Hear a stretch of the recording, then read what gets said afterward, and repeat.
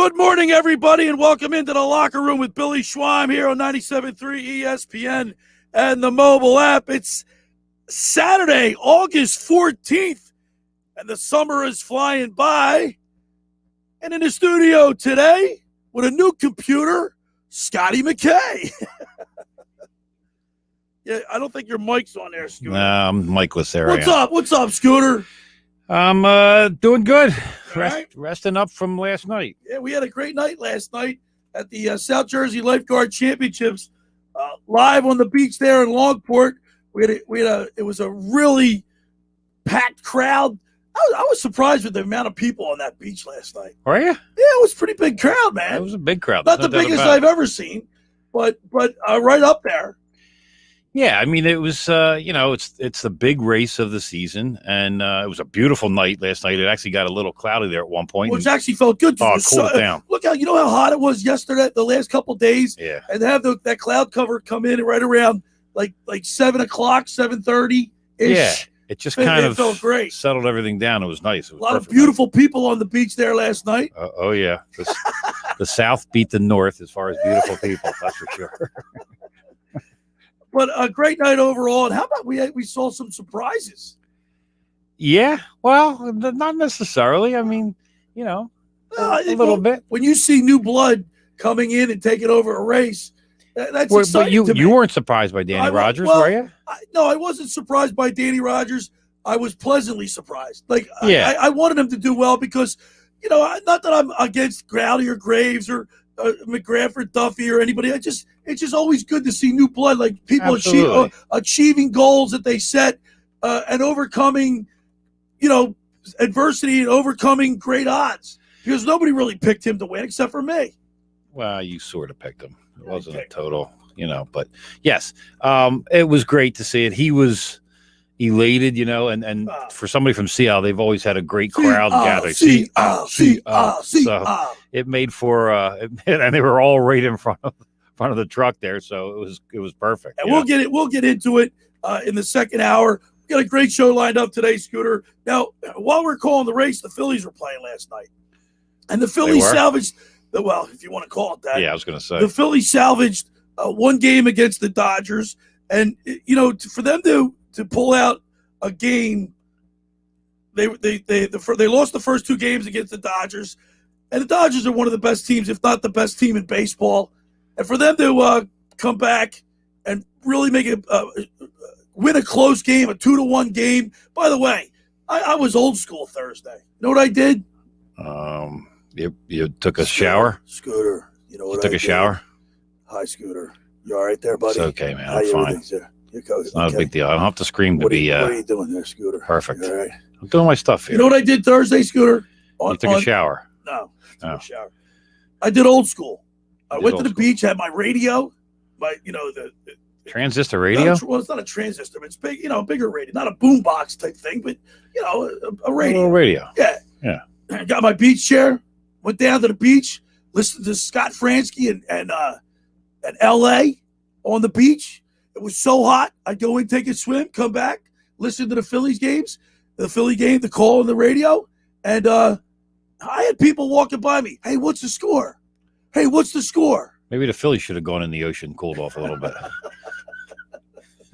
Actually, that was their best game of the 3 games, obviously. Well, that's what I'm saying. They were on fire. But look, the fact that they played well against the Dodgers salvaged the game. But then they come out last night. We're at the races, so we didn't really get to see the game. Saw a little bit of the replay of it.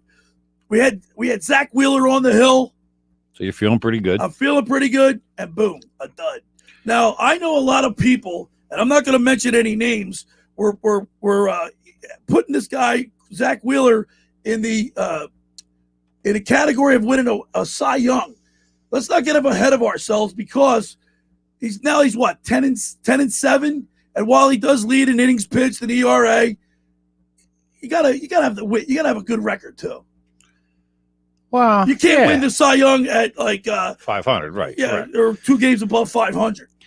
No, unless you're overwhelming, striking out people, or leading in every single category, but your win-loss record doesn't indicate it. Well, and that's not just the pitchers, stat. That's Right, a because team you gotta- stat because right. you got to get run support That's too. right. So it's a combination of everything when it comes down to your record.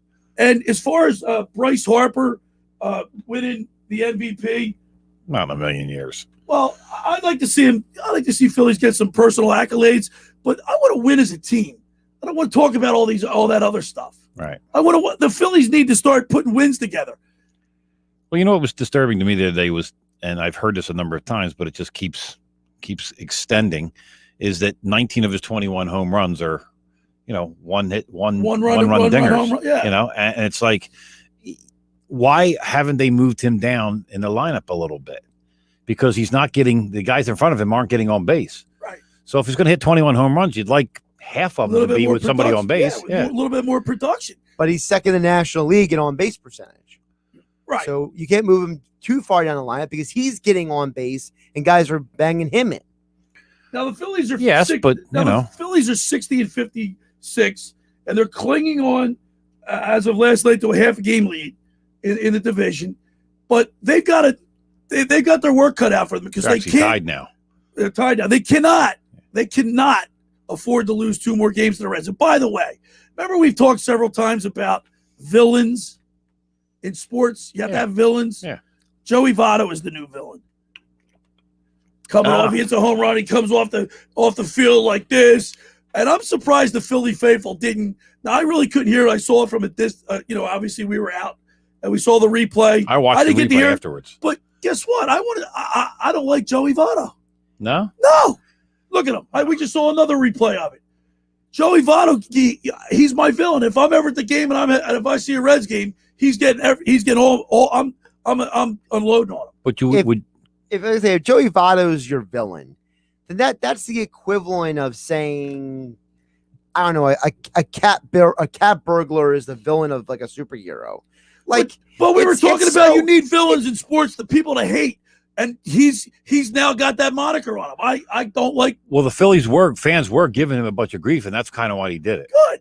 Yeah. But they've been giving him grief for years. It's more, he's had a playful existence with the Philly fans because remember a few years ago the guy hit the foul ball and he threw it into the stand. He threw it to one fan, not the other. Right. And then the one fan thought they were going to get it. And then they came back and then gave that fan a bat. And then the next day he was making fun of another fan because that fan wanted a ball too. And he's like, I ran out of balls and bats. Yeah, you gotta wait but for people tomorrow. don't remember that, Josh. People remember visual. And seeing him do that, I think. But Bill, that's part of the problem. Yeah. People don't remember things anymore. Well, if people don't want to remember things, that's on them, okay? Some of us like to live in the real world instead of social media, where the only thing we remember is what we saw 5 seconds ago. Okay? That's not social media. This all. No, it's replaying on social media. But I know, but all right, but it comes full circle. Okay, I'm going to be the get off my lawn guy as the youngest guy in the studio. Wow. If these children can't get off their phones for 5 seconds and realize that Joey Votto is flexing because he's mad that the whole world wrote him off because he's a 37-year-old guy who's had 15 home runs in 22 games. And he's trying to get his team in the postseason. Yeah. I got no problem with it. People are so soft. People are soft. But if Joey Votto flex on us. But wait a second, Josh. My point is, as a Philly fan, if you're in the stands and the fans are getting on somebody, do you think that might play into with the players, the Phillies team? Like, give them a little extra. Well, let me ask you this: if he was on the Phillies, the would you feel the same way if he was on the Phillies and did that? Just like Bryce Harper. I couldn't stand Bryce Harper when he was with the Nationals. I love him as a Philly. But that's different because you saw Bryce Harper like 100 times a year. Like Joey Votto's not even in your division. Right, that's true. Like how much of a villain is a guy who's on a team that you barely see every year? Right. So listen, we're going to talk a lot of baseball. At the bottom of the first hour, I'm super excited to have former Phillies manager of the 2008 World Series championship team, Charlie Manuel, going to call in. That's pretty cool. I'm pumped up. I've been trying to get Charlie for a little while. Charlie, remember when he first got here, the media was very critical of him, and he took a lot of heat, but the city sure fell in love with him after he won the championship. You win a World Series, and everything goes away. You walk on water, don't you? That's right. All right, and then in the second hour, we'll get into the Eagles because I was impressed Thursday night. I was impressed with the Philadelphia Eagles with their execution. Now I'm not going to. Pete Thompson and I went out Thursday night to the Deauville Inn. and there was a great crowd there. We had our Eagles shirts on. We were all eagled up. And we were when they scored their first touchdown when Quez Watkins went the distance, took one to the house, we were all pumped up. Some guy walks by us and goes, "It's only the preseason. Don't get excited." We weren't cheering because they were winning. We were cheering because that play looked great. They executed a nice play, and that's all you want to see in the preseason. I can't stand negative Nancy's like that. Like, why can't people be happy and excited? Let us go enjoy our football. We didn't even have preseason football last year. We have football every week from now until the middle of February. I love football. So, if I can't get excited about football play, then take a long walk on a short pier and cool off.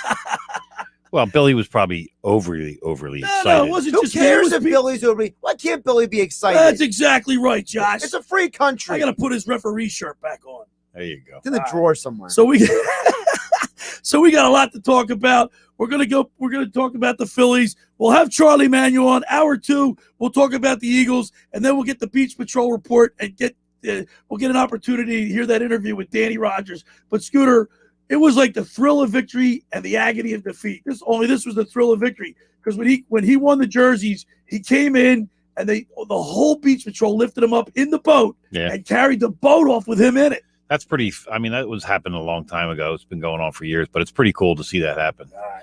The first hour of the locker room is powered by Surety Title. Surety provides comprehensive title insurance protection and professional settlement services for home buyers and sellers, real estate agents, brokers, lenders, home builders, developers, and attorneys to facilitate your real estate purchases. Surety is an industry-wide leader with a team of experts that help you through the entire process, from contract signing to closing, with the shortest center city and every place in between. Surety Title is there for you with 15 office locations in New Jersey and PA. That's Surety Title. For more information, call our good friend Ron Conklin at 856-988-8900.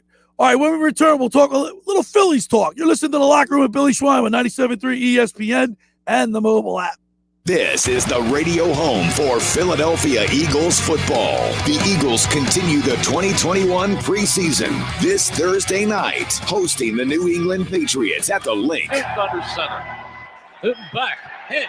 And he is dropped back at the 30. It's Bennett with the sack. Merrill and Mike call all the action starting at 7:30. This is where the Eagles play. 97.3 ESPN, South Jersey's Eagles station. Ocean City's real estate market is red hot. You need an agent that has the knowledge and expertise to help. Contact Ocean City's top agent, Mark Grimes. Mark has been selling real estate for 30 years in South Jersey. He can answer all your real estate questions and find you the perfect property. He's available anytime on his cell at 609-425-2042. When Philadelphia star athletes are looking for a house at the beach, they contact Mark Grimes, specializing in buying and selling vacation homes, single-family homes, condominiums, and duplexes, residential and commercial, as well as new construction projects or investment opportunities. Mark Grimes, he's your agent at the beach. Give him a call right now, 609-425-2042, or check out his website at grimes.com. Rendezvous Pizza. Rendezvous Pizza. Rendezvous Pizza, the pizza you're gonna love. It's got the freshest taste that you'll find any place. Rendezvous Pizza, there's one right nearby. Rendezvous Pizza. Rendezvous Pizza. It's a pizza like you've never had before. Eat it or take it home, no matter where you roam. Rendezvous Pizza, the tastiest you'll find. Rendezvous Pizza, the tastiest you'll find. Why would you call anyone else besides Randazzo's Pizzeria and Family Restaurant, 34th and Asbury Avenue in Ocean City. Open year-round, 7 days a week, offering free delivery on the whole island and to the beach. Pizza, pasta, salads, entrees, subs, paninis, and wraps. Voted best of the shore. Call 814-1600. 814-1600. Randazzo's Pizza, the tastiest you'll find. Randazzo's Pizza, the tastiest you'll find. Finding an electrician that is dependable, prompt, and experienced is important. Tom Jackson & Sons Electrical Service is just that. Service in Atlantic and Cape May counties for 40 years, Tom Jackson & Sons Electrical Services specializes in both commercial and residential work and provides 24-hour emergency services. No job too big and no job too small. Call Tom Jackson & Sons Electrical Services. They do it all. Call for a free estimate, 609-399-1999. Call Tom Jackson and Sons for electrical, they're number one.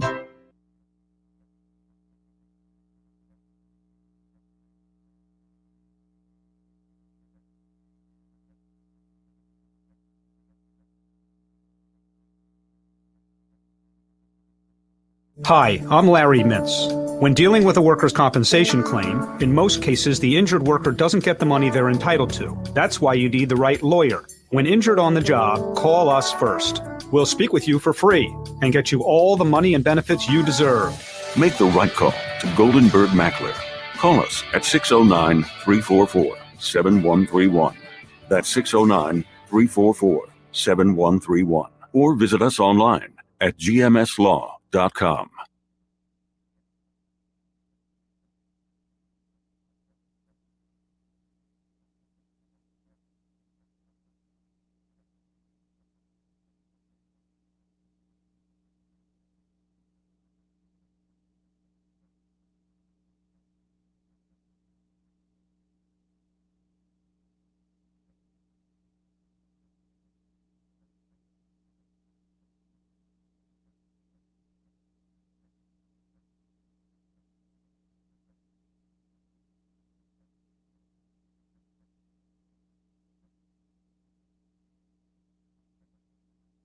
All right, we're back here in the locker room. Billy Schweim, Scotty McKay, 97.3 ESPN, and the mobile app. You know, Scooter, the Phillies are in first place. They're tied right now. And the National League East obviously isn't the best. We thought it was going to be a tough division in the beginning of the year, but it's not turning out that way. You have to, you know, they have to deal with injuries and setbacks. But the Phillies are right there. I mean, you know, if you look at the rest, you look at the Mets, they've had injury problems. The Grom's out for a significant amount of time.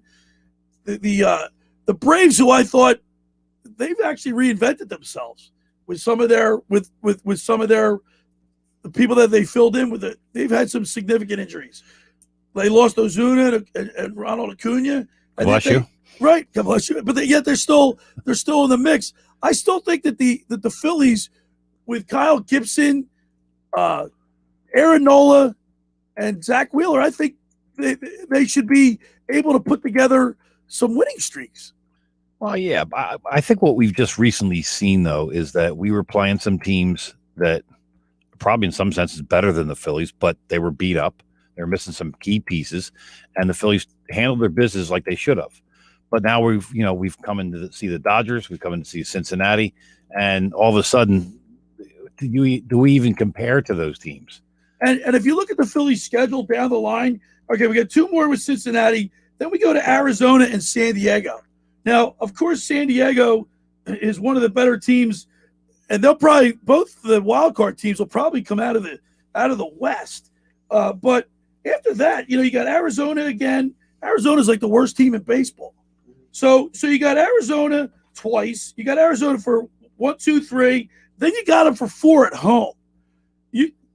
And then you got Washington Nationals, who are on the, obviously they're heading in the wrong direction at 50 wins and 65 losses. Yeah. Always play the Phillies tough, but if you could get 2 out of 3 from them in Washington, then you got the Marlins, Milwaukee, and Colorado, and then the Cubs. Remember, though, we struggle against the bad teams. Well, that's what I'm saying. We struggle against Miami. We struggle against Pittsburgh. And now we're going to get some other teams from out in the West that are struggling, and we've got to win those games. That's the key. But it's in the Phillies' control to do what they want to do. That's right. That's what I'm trying to say. Like, it's there for the taking. Yes.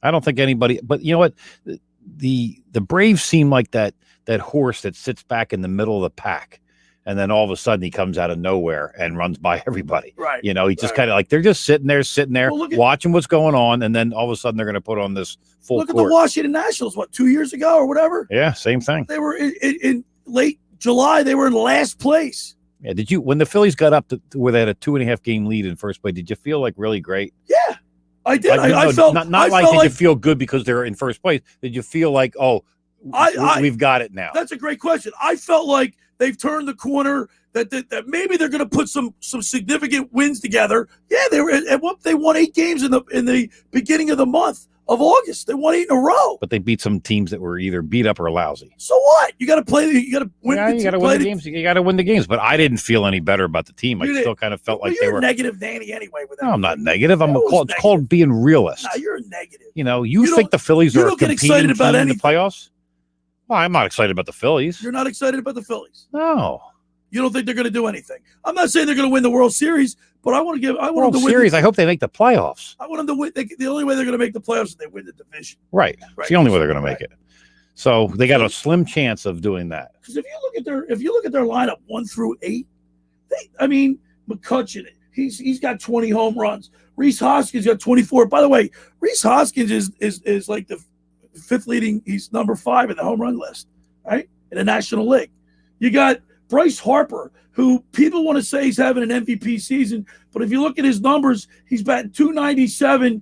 He's got 60 walks. He's got 21 home runs, but he only has 46 RBIs, and that's right. Alec Bohm has 46 RBIs. Yeah, that's not an MVP season by any means. I think this team is right on the cusp. Well, in a division that's struggling, yes. But if this division was healthy, I think they're in 3rd place by a mile. Well, the team that surprises me the most is Mets with their offense inability to score runs. Yeah. At the beginning of the season, you looked at their lineup. Remember, we're going, these guys, they have 1 through 8. They're tough. Really tough. But the Phillies lineup looks tough. It does. Trust me. On paper, their lineup looks tough. But they're this one's on, this one's off, this one's on, this one's off. They never seem to put it together, and they did the beginning of this month. So there's a possibility they can do things here. It's going to be interesting to see what Charlie Manuel has to say. I think he's going to push for them, but they got what it takes. But they're not working on all cylinders. Well, baseball. See, the thing about baseball, you play 162 games. You're playing every single night. So you're going to have those ups and peaks and valleys, slumps and hot streaks. It's a matter of where they can put it together at the right time. Scooter, you're friends with professional athletes. Right. You get to that level, everybody has the ability to win. They're all great players. Yeah, they didn't get there. They don't get to the major leagues because because you're a lousy ball player, right? Or somebody like you pushed you along, right? You got to be able to hit the ball. You got to be able to field the ball. Yeah, and baseball's different than the rest of them too. I mean, you like basketball, you see guys coming in right out of high school, right? Chase Utley didn't play his first game till he was like at the end of his 25th birthday. Same with Ryan Howard. Yeah, so these guys come on later than much other guys. LeBron James had 8-9 years in the league before Chase Utley ever played a game of baseball, right. baseball. So it's a different process, and I just still don't feel confident. I thought that was a nice 8 games they put there, but it didn't make me feel that they're any better than they were. While you're being like a naysayer and not get excited, I don't know how you couldn't get excited. Well, I was excited while watching it. It was fun to watch. It was like absolutely the Phillies. When I came in here last Sunday, I'm like, we're in first place in August. We're talking about baseball right now. What do we do the last 10 years when we come back in here? We talk about in August. We're talking about nothing but Eagles football, right? Because the Phillies are already out. And look what's dominating our conversation right now. And it's not just us; it's everybody. But everybody's talking about that's fun. But you've always said Aaron Nola in September and October is nowhere to be found. So is he he's gonna fix that this year? So maybe he's gonna go in reverse. Maybe he's gonna have not a horrible first half, but not a Aaron Nola-esque first half. Maybe he turns around in September. I'd rather have him be more effective in September than he is at the beginning of the year. Absolutely. But the years have proven that he's not effective in those late, Now, months speaking of pitching, last Sunday, the Philadelphia Phillies retired the number of Roy Halladay. He's up there with Steve Carlton, Robert Roberts, and now number 34, 32, 34, 36 are all retired as far as pitchers go. Roy Halladay spent 4 seasons with the Phillies. He was 55-29 with a 3.25 ERA and 103 starts. He had a perfect game in the postseason, no-hitter. He won a Cy Young Award. Yeah, I mean, in the short time, 4 years that he was here, he produced like Roy Halladay. Right. You know what I mean himself. And I'm going to ask. We're going to ask Charlie Manuel about Roy Halladay. That's why I got Charlie on too. Okay. All right. First hour of the locker is powered by Surety Title. Surety provides comprehensive title insurance protection and professional settlement services for home buyers and sellers, real estate agents, brokers, lenders, home builders, developers, and attorneys to facilitate your real estate purchases. Surety is an industry-wide leader with a team of experts that help you through the entire process, from contract signing to closing, from the shortest center city and every place in between. Surety Title is there for you. For more information, call our good friend Ron Conklin at 856-988-8900. Friends, let me tell you about Maserati of the Main Line, located just minutes from downtown Philadelphia. They offer a client-focused car buying experience designed to exceed all expectations and invite you to stop and see the area's largest selection of new Maseratis. including the sporty Ghibli midsize sedan and the class-leading Levante, the only SUV worthy being called a Maserati. Maserati, the mainline, also leads the nation's certified pre-owned sales and has the highest quality like new Maseratis available on the market. Your experience does not end at the point of a sale, as Maserati, the mainline, offers free pickup and delivery for scheduled service appointments and provides a new Maserati loaner car. So be audacious. Call my good friend Michael Pileggi at Maserati, the mainline, today at 484-804-4800. That's 484-804-4800, or visit them online anytime at motml.com. All right, when we return, we'll talk with Charlie Manuel. You're listening to The Locker Room with Billy Schweim on 97.3 ESPN and the mobile app. The Eagles are back, and the Sports Bash has them covered like nobody else in South Jersey. E-A-G-L-E-S, Eagles! Listen for training camp updates every weekday at 4 p.m. during Football at 4 with Jeff Mosier, Adam Kaplan, and Andrew DeCecco. Mondays, Wednesdays, and Fridays at 5:30. It's 97.3 ESPN.com Eagles insider Jeff Kerr and NFL insider Rob Motti from the Associated Press joins the show every Tuesday and Thursday at 5:30. It's the best Eagles and NFL training camp coverage around, and it's only on the Sports Bash with Mike Gill. Touchdown! The Eagles win! The Eagles win! On 97.3 ESPN, South Jersey's exclusive radio home for Philadelphia Eagles football. Train presents The Unstoppables. Those captains of comfort, those gargantuans of the guarantee, those satisfaction savants who persevere perilously beyond probability as the raconteurs of reliability. Here's to Train's heralded heroes of heating and air conditioning, those comfort kings with a tireless tenacity for total turnaround. The Train Comfort Specialists, just one more reason why it's hard to stop a train. Hi, this is Joe Lenigan, owner of Lenigan Plumbing, Heating, and Cooling. Call us today for your free Train system quote at 609-399-1200 or online at ocnjplumber.com. And please don't forget to ask for the military and senior discount. Calling again, again and again. Calling again, again and again. The Point is your destination for a tropical oasis at the Jersey Shore. Now with 2 locations on Bay Avenue in Summers Point and their new location at 43rd Street off the boardwalk in Sea Isle City. The Point has the best food and drink specials with their famous Tiki Bar, offering a waterfront view of the bay in Summers Point and the ocean in Sea Isle. Plus, live music is featured 7 days a week at both The Point locations. For more information, check out The Point on Facebook and visit them online at dothepoint.com. Hi, this is Lou Capelli, Camden County Commissioner Director, reminding everyone to get vaccinated to help protect yourself, your family, and neighbors. The vaccine has proven to be safe, effective, and can stop the spread of COVID-19. We are providing free vaccine to all residents that want it and bringing it into the community. As things open up throughout our region, your vaccine shot, along with wearing a mask and social distancing, will get us to a post-pandemic world. For updated information on COVID-19 and vaccination efforts, visit CamdenCounty.com. We're all in this together. Let's play our part to stay safe and healthy this summer.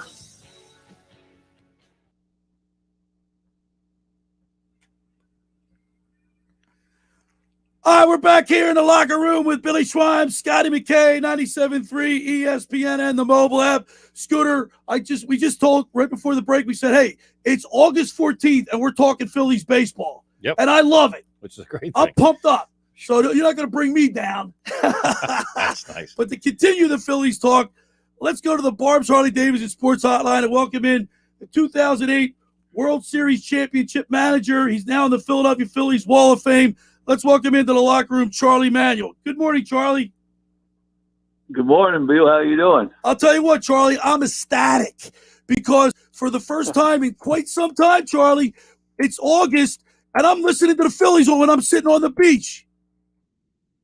Yeah, it's good. I want to tell you something. I'm excited, too, about it. I think the race is definitely it's right there for us. I mean, we got 3 teams actually, when I think about them and the talent wise, and also the ifs and the ands and all this, if one of them was to put together a winning streak, right, like in right now, say, and move ahead a little bit, it might be different. But right now, the race is, I call it dead even, and also we got 3 teams that's just about even. The Phillies, once they get Eflin back and they got Suarez in the rotation now, and they traded for Gibson, and like the pitching should be really good down the stretch for them. And of course, we'll get some our relievers back. We've got 2 or 3 relievers that'll come off the DL and go back in the bullpen. That's going to strengthen up our pitching, hopefully. And we got to get Reese Hoskins back. Outside that, we got to play better defense. And I don't see why we can't do it. And also, I don't understand why it shouldn't be us that wins. We got a good team. The Mets got same problems and situations that we got. So is Atlanta, and it's going to be really interesting down the stretch. Yes, it is. I'm pumped up now, Charlie. Before we get into more conversation, I want to just take the time to thank you for bringing a championship to Philadelphia. I will never forget that. I know when you're growing up, I remember the 1980 Phillies, the 73 Flyers. That stuff will be etched in our mind. I know when you first got to Philadelphia, the media was tough on you, and people were skeptical. But now that you won the World Series, you can walk on water in Philadelphia. Yeah, I tell you, I want to tell you something. Of course, I make my permanent home in Winter Haven, Florida. Uh-huh. But when I come to Philadelphia, when I'm down or something like that, and I come to Philadelphia, I definitely get picked up. I definitely get a lot of attention. And actually, I cannot tell you how I accept it. And I'll tell you something, it's unreal, really. Yeah, we last night, my co-host and I, Scotty McKay, we called the South Jersey Lifeguard Championships, and then we went over to the greenhouse in Margate. We ran into Tommy Green. Tina Green was there last night, yeah. And he had a gang of people around him, and people remember that no-hitter. Right, exactly. Unreal. All the years I've been in baseball, I actually can say this, and all the places I've been, and I was in Cleveland for quite a while. I was in Minnesota for a long time, and the Philadelphia fans, without a doubt, are the best fans I've ever met and ever been around. And it's unreal, really. I mean, and you can tell at the ballpark now they're getting a lot of energy, and it's louder, and our crowds are getting bigger now, and everything. And we're right back. Actually, we're right in a position where we want to be. I said when the season started, if we could stay even with the league, like when we got to the All-Star break or the first half, that we would definitely get a good chance to win, and we can control our own destiny too. We're talking with Charlie Manuel, former manager of the 2008 World Series championship team. You can catch him on Down the Line with Larry Boa. That's got to be a lot of fun. But Charlie, I wanted to talk about last Sunday. You guys had the reunion weekend. Of course, the Phillies retired the number 34, Roy Halliday. Talk to us a little bit about what Roy Halliday meant to you and the team.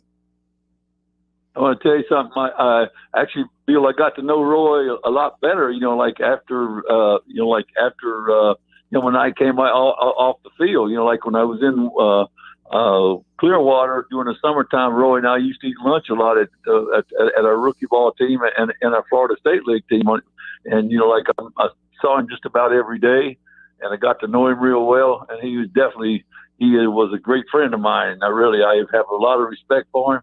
And then I'll get back to the real thing is pitching, and I don't. The only way I can explain it to you, because everybody talks about it and what they say is true, but he was a big time fighter. He'd come at you. He wanted to be in the best shape he possibly could be in. He wanted to be the strongest guy on the field, and he was so determined that on days he pitched, just give him the ball, let him go out there and pitch his own game. And he was that good, really. Hey, Charlie, that's great. I know you're a big fan of this, but how important do you think, Billy and I talk about this all the time in sports, about the team camaraderie, guys bonding together, and that's created success for a lot of teams in the field. How important is team camaraderie in baseball, and does this team have what it takes and to not only to make the playoffs, but to do some damage when they get there? Yeah, I think, you on to some camaraderie is definitely very important. Like the chemistry and camaraderie on a team is, to me, like if you really want to know the truth, I don't like a lot of people in the clubhouse. Like I never, like I always wanted to stretch, although stretching, like at practice time, that's not what I call a professional stretch. But the guys are out there together and they mingle together. And during the season, you notice how teams change, they improve, and also they'll improve their energy level and their laughter and their togetherness. And I say that comes from them being around each other a lot. And I used to try to keep our team around each other as much as possible. And I think that definitely builds that winning attitude and culture that you want in the clubhouse. We're talking with Charlie Manager, 2008 World Series champion, the manager. Talk about Carlos Ruiz and the relationship with Roy Halladay. I know the battery is pretty important, but it seemed like those two had a special bond. Yes, actually, like when Ruiz came through our minor league system and got to the big leagues, he was kind of hesitant, backler, not sure of himself. And Rich Doobie and Mick Bilbar, our coaches, they used to tell me all the time, just keep giving Chooch a chance. This guy's a good catcher, and he could block the ball, throw, and stuff like that. But when we got Roy Halladay, and we had Roy Halladay, Hamels, Moyer, Cliff Lee, and those guys, they really liked throwing to him. And I think this gave Chooch a lot of, it gave him a lot of energy, and and he started studying the game real well. And I think that they kind of taught him how to call the game. And to me, Chooch at one time, him and Molino, the guy in St. Louis, they were the 1-2 catchers in our league. And when Chooch is having a good season hitting, you could argue that actually he was better. And I think our pitchers, especially Roy, and the way that he gave him a lot of credit and everything, I think that helped Chooch be a good big league player. There's no doubt about that. It takes two to work really well together. Charlie, you've got 1,000 wins as a manager. But one of the big things you've always been known for is working, getting get to that batting cage and watch these guys hit and working on their swing. Bryce Harper, to me, and I'm not a baseball swing coach by any means, he seems to pull out of his swing at times. And when he does that, he's not productive in getting the ball. When he seems to stay in his stance, he seems like he's driving the ball a lot better. Why does a player like that of his stature do that, and how do you correct it? I think I think that's wanting to hit a lot. That right there's what I call control your adrenaline, and also self-control. I think when he does it, he wants to hit the ball too hard, and he gets a lot of tension up around his shoulders and his chest, and just right here, he swings so hard that his front side has to come out. I think if you notice him in what I call when he's stroking the baseball and his hands are free and the barrel of his bat is free to hit the ball, like the home runs he hits to left field, just nice, easy line drives. But he puts a real nice swing on the ball, and the ball jumps. He doesn't know his own strength. And, like you see, I think one of the best games I've seen him have this year was he went 5 for 5. He hit a home run in that game, but every ball he hit, he hit it hard. And he hit a couple of them to left field, one of them to center, and two of them to right center. And he was just nice and easy and free. The more free he gets, the less tension he puts on himself. Charlie, talking about Zach Wheeler, last Sunday he pitched in the game, the retirement game, and he pitched almost like he had a great pitching performance, almost Roy Halladay-esque. What do you see? Any comparisons that you see between Zach Wheeler and Roy Halladay? I see I see when Zach Wheeler is attacking the hitter, like when he's what I call mean or tough that day or something like that. Like he's got his tempo and rhythm on the mound going. He gets the ball. He's sure of himself. He doesn't give hitters a lot of time to think.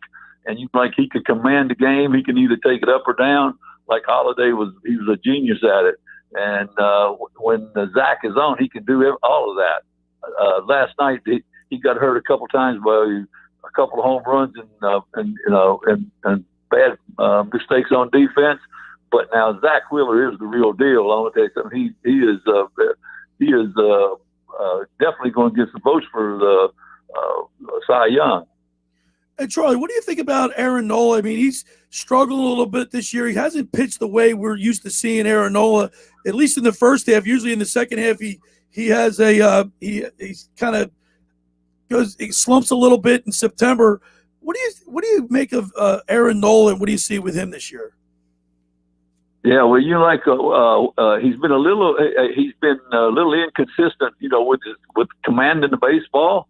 If you notice, when he's got his what I call his good, real good breaking ball, and the last 2 or 3 times out, he's getting it, and I think like that, his breaking ball is what sets his pitches up. He when he's getting his breaking ball over his fastball, it looks a lot quicker.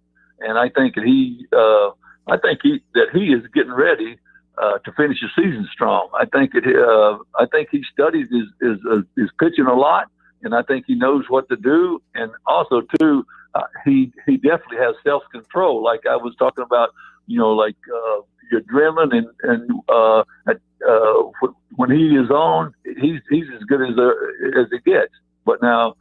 He's been a little inconsistent this year, but I look down the stretch. I look for from here on out. I definitely look for him to be real tough. Well, he seems like a competitor, and that's something that competitors will find that way. Edge.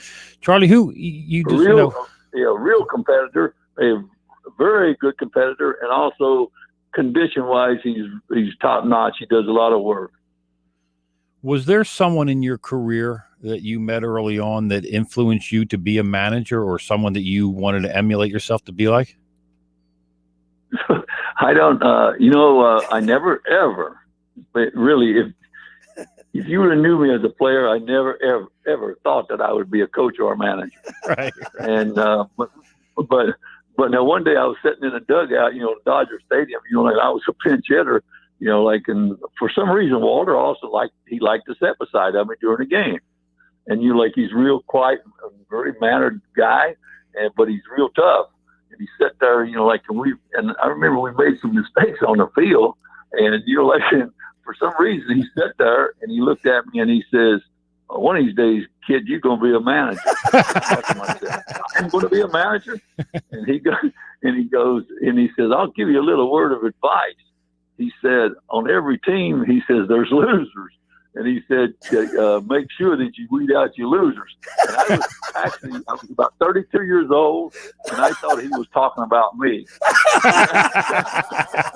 And, really, and I'm thinking to myself, he can't be talking about me, telling me to quit. But really, I remember that, and I never ever thought that I would be a coach or a manager. But once that I got out of the game, I was only out of the game for about 3 or 4 months, and that was in the winter time. And when George Brophy, the guy with Minnesota, who was back then was the president of the team and head of the organization, when he called me and offered me a job, I cannot tell you how happy I was, and, how I wanted to go to spring training, and be around the game. And then in spring training, of course, I managed 10 years in the minor leagues, and I used to have chances, to be a coach in the big leagues. But I like teaching, and and also I like the managing part, and when early in my career when I worked in the minor leagues, of course for 1 or 2 years, when someone would offer me a job or something, and I'd only worked that long, I would I didn't really want to go to the big leagues. I wanted to make sure that that I could produce at the major league level, and do my job and know my job, of course. Well, Charlie, we're sure as hell glad you went the managerial route. You gave us memories that'll last a lifetime, and we're so happy that you made that decision. And thank you so much for taking time Saturday morning to come on the show. You're not a loser anymore, Charlie. You're a winner now. And Philadelphia is proud to have you. I want to tell you guys something. Like how you feel about me is basically how I feel about all the fans and like people involved in baseball. Believe me, that's kind of how I feel. I feel very lucky, and I feel that I'm very what do you call it? It's a kind of an ease to me that people give me the attention they do, and and it's actually, like I said, I don't know how to explain it to you. Well, Charlie, we really appreciate it, man. Thank you so much for the memories, bringing a championship back home to Philadelphia, and have a great rest of your weekend. Yeah. Well, I just got one last thing. I said, it's been a while since we won one, so why don't we go get one this year? Hey, I'm with it. I'm all excited. Good. It's August 14th, and we're talking baseball. All right, Charlie, thank you so much. Yeah. We'll do it again. All right. There he is, Charlie Manuel. That's on Charlie Manuel on the Barb's Harley Davidson Sports Hotline. I'm pumped, man. He seems like a great guy. He's always seemed like a great guy. Oh my God, man, that was all. I had chills. He seems like the good uncle you have. Yeah, like that. Comes over and says, "Hey, what are we going to do today?" So first hour of the locker room is powered by Surety Title. Surety provides comprehensive title insurance protection and professional settlement services for home buyers and sellers, real estate agents, brokers, lenders, home builders, developers, and attorneys to facilitate your real estate purchases. Surety is an industry-wide leader with a team of experts that'll help you through the entire process, from contract signing to closing, with the shortest center city and every place in between. Surety Title is there for you with 15 office locations in New Jersey and PA. For more information, call our good friend Ron Conklin at 856-988-8900. Just about everybody in our area has heard about the Jersey Man and Philly Man magazine, run by ex-Philadelphia tight end Ken Dunnick. But were you aware of their private business network they call the Legacy Club? Every month, they hold private events at upscale locations in Philadelphia and South Jersey that attract over 200 top business people. If you have an interest in attending one of these events and see it's a fit for your business, send an email to ken@jerseymanmagazine.com or give him a call at 856-912-4007 for more information. All right, when we return, we'll wrap up the first hour. You're listening to The Locker Room with Billy Schweim, Scotty McKay, 97.3 ESPN. South Jersey's sports station, 97.3 ESPN. Wake up weekday morning 6 to 10 with Keyshawn, Jay, Will, and Zubin. Followed by Greeny with Mike Greenberg from 10 till noon. At noon, it's Bart and Hahn. Then from 2 to 6 p.m., it's South Jersey's #1 rated sports talk show, The Sports Bash with Mike Gill. And from 6 to 7, Josh Hennig hosts Game Night. Plus, 97.3 ESPN is your exclusive play-by-play home for Philadelphia Eagles, Sixers, and Flyers, the NBA playoffs and finals, Major League Baseball, and the World Series, the NFL Draft, Monday, Thursday, and Sunday Night Football, the NFL playoffs, and Super Bowl 56. We are South Jersey's sports leader. 97.3 ESPN. And listen anywhere with the free mobile app. Hi, I'm Daniel Baldwin, and I'd like you to do something for me right now. That's right, right now. I want you to go to bioblasting.com. That's BIOBLASTING.com. Right now. Just go to bioblasting.com or call them at 833-BIO-BLAST. Use promo code ESPN to get 20% off your order. Bioblasting, located in Egg Harbor Township. People, pet, and planet friendly. Do you want to get in shape and feel great and look better on the beach? At Local Gym and Fitness, located at 908 Asbury Avenue in Ocean City, New Jersey, you can accomplish your goal. 4 local guys with a passion and experience in fitness wanted to open a gym that delivers a quality, hospitable, clean, and friendly environment. Local Gym and Fitness is well-stocked with 4 fully loaded Olympic and CrossFit platforms, Jacob's ladders, Stairmasters, bikes, and ergs. Local Gym and Fitness provides quality trainers to lend their expertise with all your training needs. They're open 7 days a week. Memberships are affordable, so be a local at Local Gym and Fitness. Call them today at 609-545-8732 or go online at localgymandfitness.com. I'll see you there.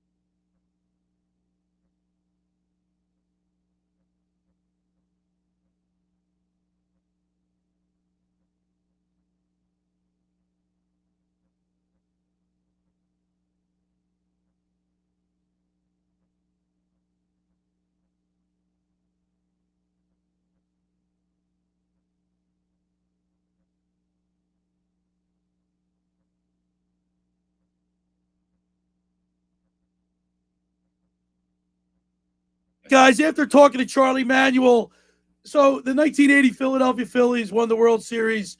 The 1983 Phillies lost the World Series to the Orioles.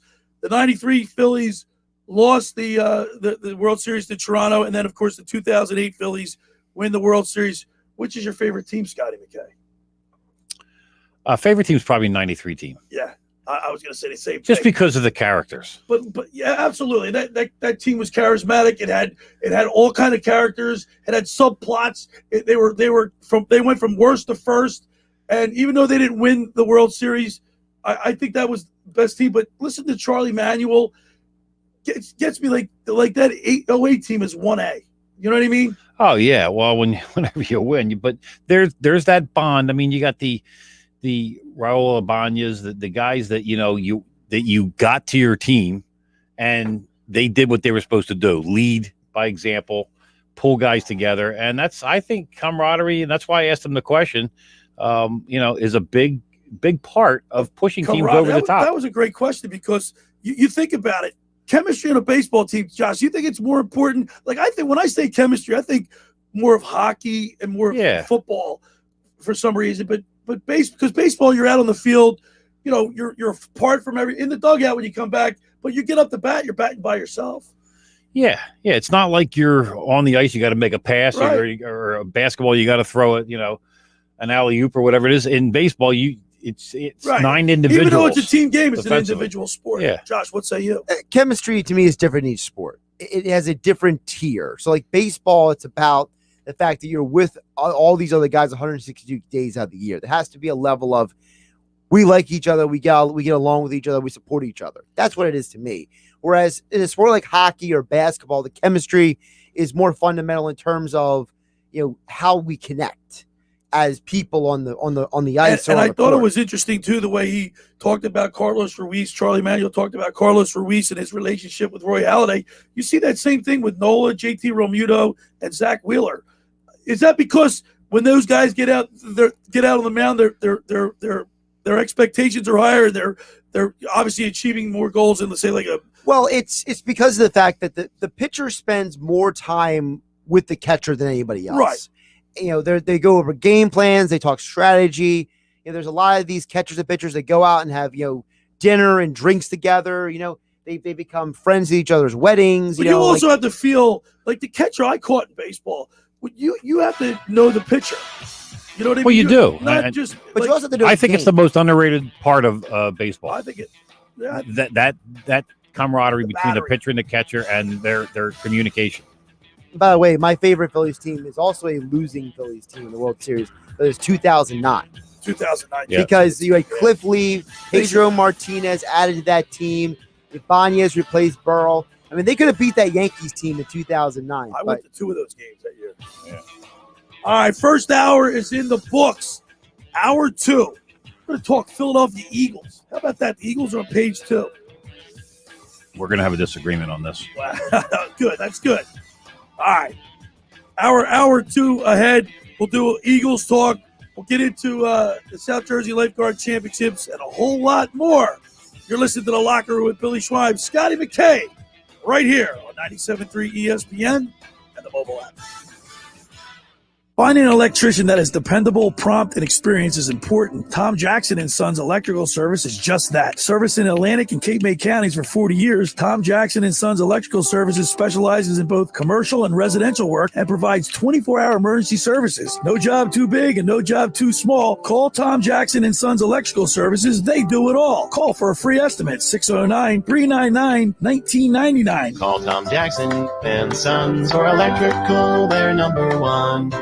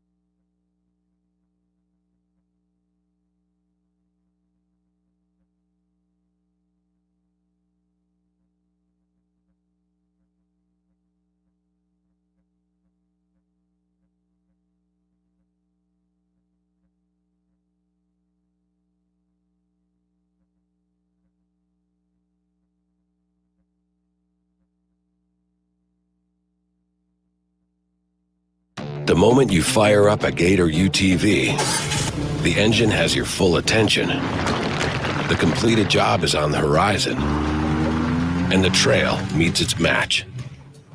Just like that, you made short work of a long to-do list. Run with us on a John Deere Gator UTV. With effortless four-wheel drive at the flip of a switch and our smoothest shifting transmission yet. Nothing runs like a Deere. Search John Deere Gator for more.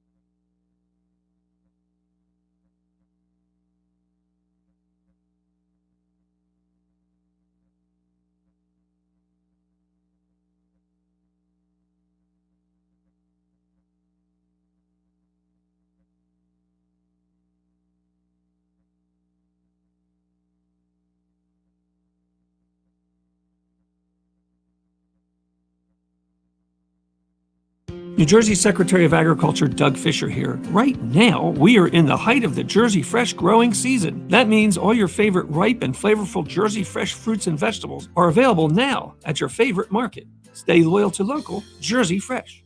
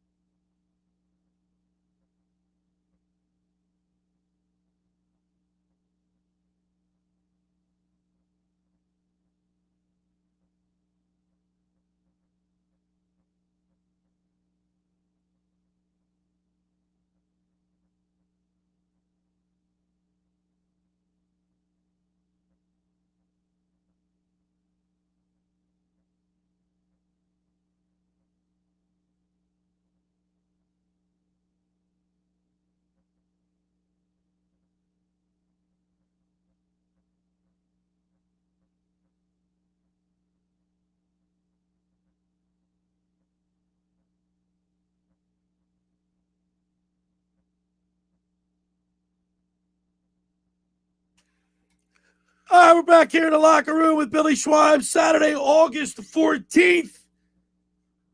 Talking sports, talking Phillies baseball, but now we're going to turn our attention to the football side of the program. And the Philadelphia Eagles, they kicked off their preseason on Thursday night. By the way, we're if you want to watch us, we're broadcasting live on Twitter, Facebook, and YouTube. You can check us out there. If you want to chime in, of course, our text board number is 609-403-0973. If you want to be a part of the show or make a comment or two, we'd love to hear from you. 609-403-0973 is the text board number. Or if you want to shoot us a message on Facebook, Twitter, or YouTube, you can do so there. Scooter McKay, the Eagles started their preseason, and Nick Sirianni coaching tenure starts. And I was critical. I mean, I wasn't hating the Nick Sirianni move. A little skeptical of his positivity and his competition and some of the things that he said leading up, and some of his press conferences. But guess what? I was impressed with the way the team came out and executed and played. It was a hot, steamy night when they kicked off. The temperature was 91 degrees in the lake, and it's never easy. But overall, in the first half, I was really excited with what I saw, the spirit, the execution. Now, it was a vanilla, they didn't really show much, obviously. They just wanted to make sure that they get out there and execute. And I think they did that. I disagree. I totally disagree. Listen, I take the preseason games for kind of what you just said. an exhibition, a warm up, whatever you want to call it. But as far as the game, and you're the stat guy, you're the guy that likes to not in talk about preseason stats. games. I'm not. Well, you have to be. Why? Because if you're going to compare the game, you're going to use stats during the But regular how season. can you not be excited about what you saw on Thursday night? Okay. Where do you want me to start? Yeah, let me hear where you start. Pittsburgh had 80 plays. The Eagles had 42. So they basically doubled them in plays. They controlled the ball 41 minutes versus 23 minutes. Okay. In the first, that's just in the first. That's half. the whole game. That's the whole game. Okay, well, you can't count the whole game. Count the whole game because in the first half, right? The first half they only had their starters in for like 3 series. And also, don't forget, the Eagles had a few guys who were injured, who are primary players who would usually be playing in certain situations. Let's look at the starting. I'm just comparing the game that they hold played. on, let's look at the starting lineup for the offense was Travis Fulgham, Quez Watkins. By the way, no Reagor. Okay, Mulata, Opita, Kelsey, Brooks, Lane Johnson, Goddard, Ertz, Howard, and of course Jalen Hurts was the quarterback.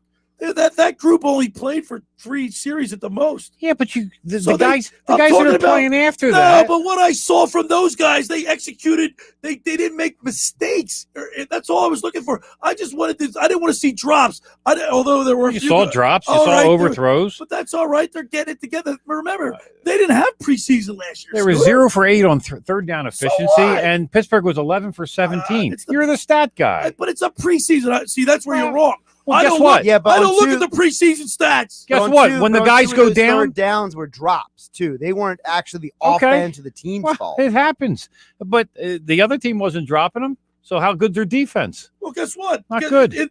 We have how good is either team in the preseason? Well, first downs, 28 to 10. When you have vanilla offenses and defenses. The preseason is about individuals. It's not about the team. Well, and guess what? You got to focus on the individual. So the preseason shows you. If you want to look stats, it was 16-7 after the first half. Oh, so if you want to look at stats, if you want to go by that metric, yeah, well, you're the big stat guy. You and I have argued about Miles Sanders. You always says, "Oh, he's averaging 6 yards per carry because he had 2 runs of 70 yards." The first half. They lost the game. It doesn't matter. It's if the game was played in half, Scott, let me ask you a question. Well, no, it's not. Do you know what the last 2 teams who went winless in the regular season went in the preseason? Yeah, they went. I'm not caring about that they lost the game. Well, I'm just saying how they lost the game. It doesn't matter. They weren't even. They were never in the game other than the score. What? They won the first half. They were never in the game. But the goal they wasn't to outplayed win the whole game. The goal better wasn't to stick to win hockey, the game because you don't know anything about football. It's perfect example. This is where your stats stink. You said Miles Sanders was rushing over 6. He's like tops in the leagues in a rusher when he always had those 1 or 2 big runs, right? And we disagreed about that. But then the other night, we actually averaged 6.6 yards per play, and they actually 5.1. Miles Sanders didn't even play. I know. I'm talking about what we've talked about in the past. I think. Look, we're talking about apples and oranges here. We're talking about a preseason game. First of all, they didn't have where they got outplayed in every aspect of the game. Outplayed. Yes, they did. The whole game. Not in the first half. They didn't. The whole game. They got outplayed. I don't care about the. Scooter, listen. In this third and fourth quarter, there were guys that won't even make the team. Well, let me ask you this: so if you're gonna use that as a metric, how can I argue with that? There's gonna be guys that played in the third and fourth quarter that won't even be on this team. Okay, and you're looking at stats. And when the starters go down like they did all last year, you got to have guys that can come in and fill that void. Hypothetical, Scooter. No, it's not hypothetical. It happens every year. The guys that are played in the third and fourth quarter won't even be on the team. Most of really? Them. Yes. Okay. You'll have the backups. You're going to have guys. Who's going to back up all the starters when they go down with injuries? We'll have to worry about that when it happens. That was the guys. That was the guys who played the second quarter. That's right. Yeah, and some guys in the third quarter. I thought the Eagles executed well. I thought Nick Sirianni didn't do anything well. Oh my God! Really? They can't convert third down. They can't convert third down. So you didn't see the Quez Watkins touchdown?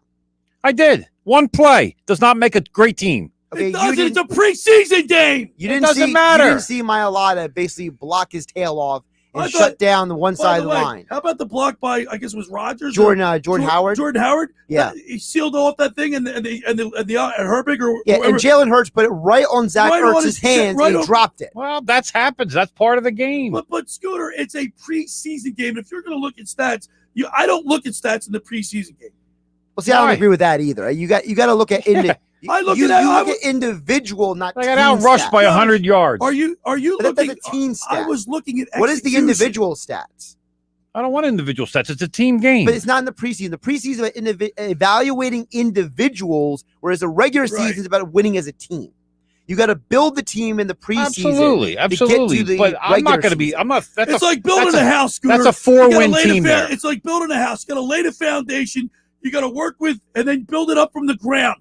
It's the foundation just crumbled in the first game. No, it didn't. Jesus. How do you look at that? But Scott, you're taking what happened in a preseason game and projecting it. No, I'm not. I'm just looking at we're talking about the first game of the season, and you're saying it was first game of preseason. You were great. First game of the season. Preseason. The season. Preseason part of the season. No, preseason is how you get ready for the season. That's right, but it's the first game of the season. It's the first time they've all played together against a different opponent. That's right. It's the first time.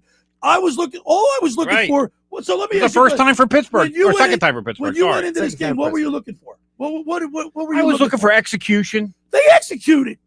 0 for 8 on third down. That's execution. I thought they didn't miss assignments too much. I thought the offensive line blocked well. I thought they dropped a few passes. They couldn't rush the ball. They had 7 more penalties, so the discipline's still not there. They got outplayed terribly. Twice the amount of plays were played by Pittsburgh. But again, majority of that was in the second half. I know. Okay. When the Steelers we had need those guys to come in. The Steelers had their number 2 and 3 guys in. The Eagles had their 4th guys in. So of course we get outplayed. They're playing guys like Raquan Williams not going to make the team. Well, yeah, you have to do that because you got to see if he's going to make the team. Well, no, you do that because you got somebody. You got have bodies out there to fill out the right. By Listen, the way, Nick Mullins, he had 2 interceptions in the second half. He played horribly. He ain't making the team. But no, you're probably right, and that showed up now. Yeah, but I can't say they played good. I thought they played well. I was happy and excited with the first half results. I really was. You were thrilled with Jalen Hurts going 3 for 7. But see, now Bill, stop for a second. See, that's where Scott, you're totally wrong. Did you watch the game? I didn't see the beginning. Okay, then you need to stop. He's just looking at the paper. So stats. the way it works is what you do every week. Bill, stop for a minute. Okay, Jalen Hurts on 6 of his 7 passes was blitzed. Right. Of the 4 incompletions, 2 were drops, and 1 was a throwaway to avoid a sack. So technically, only 1 of his 4 incompletions was actually a legit incompletion. Okay, but drops are going to happen in a game. But see, they're not going away. But you're saying, well, Jalen Hurts with 3 for 7. Well, that's Chris Rumbus. I didn't think he played great. Well, you sound like somebody who's only looking at the stats. Right, he was. You got to look at the beginning game. Of the game, man. In the game itself, here's what happened. Jalen Hurts did his job. He went through the assignments. He made the right throws. He made the right plays. It's not his fault that other people didn't do their job. And Josh, that's exactly my point. He made the right reads. They executed the plays. Did they get the greatest results? No, but I don't really care about that. That's not what I was looking at. I was looking at execution. I was looking at effort. I was looking to see if there was a flow, and I saw all of it. If you want to look at statistics, I think you look at the tight ends, Ertz, Jackson had well, that was weird. I mean, they got way many targets. They had a lot. They had way more targets to the tight ends than I expected in that game. Yeah. I think part of that was because of the fact that if you want to look at stats, Flacco was 10 for 17 for 178 yards. Well, a big chunk of that was on the Quez Watkins. Right, play. I know, but he was quarterback rating was 114. Yeah, but see, and that's where the stats are wrong too. Because but I'm not looking at that. I'm just saying if you want to look at stats, and see, that's where the stats are wrong because the play that Flacco threw to Quez Watkins, you see every week in college football. You watch college football every week. There's a dude who gets a bubble play on the sideline, runs 60 yards for a touchdown. Joe Flacco just happens to be not stupid, and he can actually make the throw. How about this, Josh? If I look how about this, Scooter? I look at the receiving. I got Jackson, Ertz, Rager, Rodgers, Gainwell, Watkins, Goddard, Patton, Huntley. Everybody got it. They got to touch the ball. Everybody got involved. That's what I wanted to see. That's the idea in the preseason. That's to try to get everybody the ball. So that they succeeded in that. All right. One thing they succeeded in. Great. Well, tell me the 10 other things they succeeded in I you're guess so happy with. I'm happy with the fact that they looked pretty. I thought they looked major pretty parts of overall. the game they got outplayed terribly. It doesn't matter. They got outplayed in the second half. Well, you want to see them. You want to see them compete. That's where the Pittsburgh Steelers racked up a lot of their statistics. I heard someone else say this, so I'm going to steal it from them. I wish I give them credit, but I can't remember who it was. Someone else said that when it comes to the preseason, it's not about who plays well. It's about finding out who can't play in the NFL. Yeah, that's right. So Yeah, you find out in the preseason who just does not deserve to be on a roster. And that's why every year Hard Knocks focuses on the wrong guys and their montages. Well, and the last group of guys aren't going to make this team. There's no doubt about it. But the last group of guys aren't going to make it for Pittsburgh either. And by the way, there's 5 guys who are going to be cut between now and Tuesday. Right. At least Monday or Tuesday at 4 p.m. I just don't listen. I saw Jalen Hurts' last play before he came out, and then I saw it from that point. I thought he got out of the pocket well. I thought he read the field well. I think that Hurts has shown you that every year he gets better. You see him from Alabama to Oklahoma to last year to this year with the Eagles. You're seeing a guy who says, I'm trying to grow as a quarterback and a football player. And I think the fact he didn't run so much last night proves that he's not just a run-first quarterback. Oh, I think he was told, Nick Sirianni told him not to run the ball because we know you can run the ball. Let's see you manage the field. But I think he also realizes that in order for him to be successful, he has to do that. Well, he does, but I don't think they're doubting that he can't do that. Scooter, I think you sound like Chris Rumbus. Did he talk to you before the show today? Who is Chris Rumbus and why does he matter to this conversation? Because Scooter's influenced by people. Oh, yeah, that's what I'm influenced by. Yeah. Yeah, okay. Not influenced by anybody, dude. Certainly not you either. See, just like, but you can't. You're a stat guy, and now you're getting away from stats. Not for the preseason. I'm not. It still matters. It doesn't matter. Your execution was terrible. And by the way, you know what else, Josh? You walked out.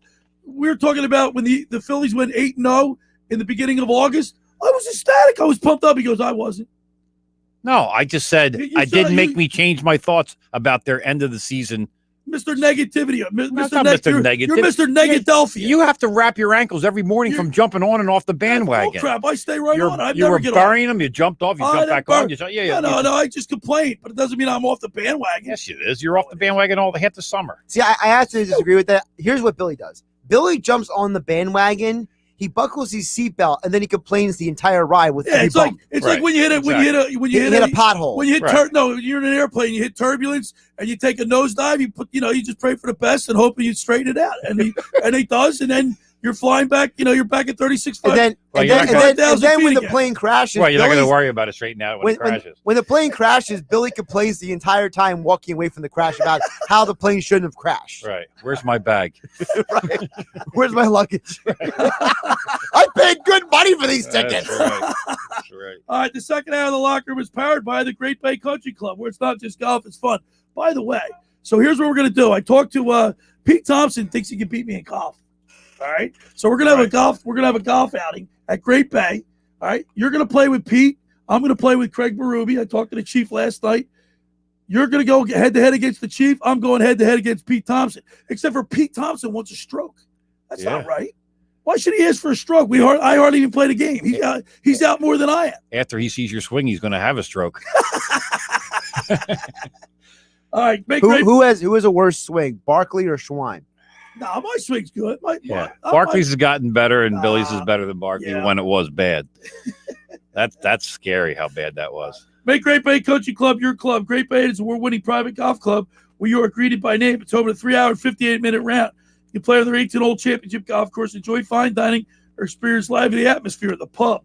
For more information, go to greatbay.com or give them a call at 609-927-5071. Great Bay Country Club in Summers Point, New Jersey. See why it's always a great day at Great Bay. When you get down there, say hello to Radio Ron Ralston for me. I'm going down there to see Ron today. All right. When we return, we'll continue more here in the locker room with Billy Schweim, Scotty McKay, Josh Henning, 97.3 ESPN. The Eagles are back, and the Sports Bash has them covered like nobody else in South Jersey. E-A-G-L-E-S, Eagles! Listen for training camp updates every weekday at 4 p.m. during Football at 4 with Jeff Mosier, Adam Kaplan, and Andrew DeCecco. Mondays, Wednesdays, and Fridays at 5:30. It's 97.3 ESPN.com Eagles insider Jeff Kerr and NFL insider Rob Motti from the Associated Press joins the show every Tuesday and Thursday at 5:30. It's the best Eagles and NFL training camp coverage around, and it's only on the Sports Bash with Mike Gill. Touchdown! The Eagles win! The Eagles win! On 97.3 ESPN, South Jersey's exclusive radio home for Philadelphia Eagles football.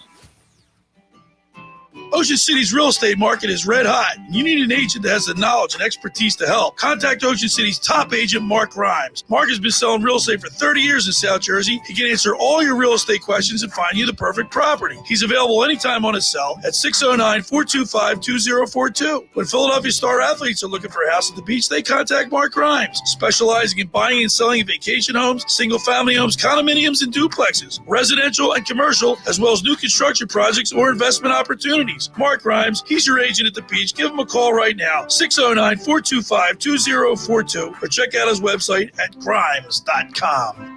CleanRental.com, a fresh approach to uniforms, your uniform supplier. If you're a business owner, CleanRental.com asks you the following questions. 1. Are you completely satisfied with the quality of the uniform rental program you are currently receiving? 2. Are you completely satisfied with the service you are receiving from your present uniform rental company? And 3. Have you had an experience in the last 6 months where the response time to any request has been less than satisfactory? If you're a company with 50 employees or more, please give CleanRental.com a call at 1-800-825-3266. That's 1-800-825-3266. CleanRental.com, a fresh approach to uniforms. Give them a call today. Finding an electrician that is dependable, prompt, and experienced is important. Tom Jackson & Sons Electrical Service is just that. Service in Atlantic and Cape May counties for 40 years, Tom Jackson & Sons Electrical Services specializes in both commercial and residential work and provides 24-hour emergency services. No job too big and no job too small. Call Tom Jackson & Sons Electrical Services. They do it all. Call for a free estimate, 609-399-1999. Call Tom Jackson and Sons for electrical. They're number one. This is a metaphor for your business's journey. Sometimes it feels like the world is throwing everything it has at you, and to succeed, you need someone to guide you through. That's what Dell Technologies Advisors do. They have the tech advice to help you navigate whatever challenges you're up against and get you safely to where you want to be. Call an advisor today at 877-ASK-DELL. And do more with modern devices and Windows 10 Pro. Take her fishing in the morning and sightseeing in the evening. The red and white Miss Barnegat Light is a 90-foot-long high-speed catamaran. Let Captains Lenny and Lou take you to the fishing grounds with daily fluke and sea bass fishing starting at 8 a.m. Evening cruises run nightly at 5:30 and 7. Offshore tuna trips begin in October, so book your trip now. Visit MissBarnegatLight.com for details. Miss Barnegat Light.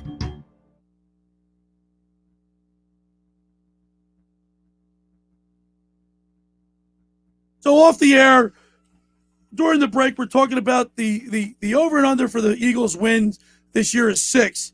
And we're looking at the Eagles schedule, and I'm telling you, if you look at the schedule, they can get 8 wins, no problem. No problem? Well, I should say no problem. Yeah, but I would say that. Let's look. The Falcons game is very winnable. The first game of any NFL season, especially now with the fact that they don't really practice or hit hard.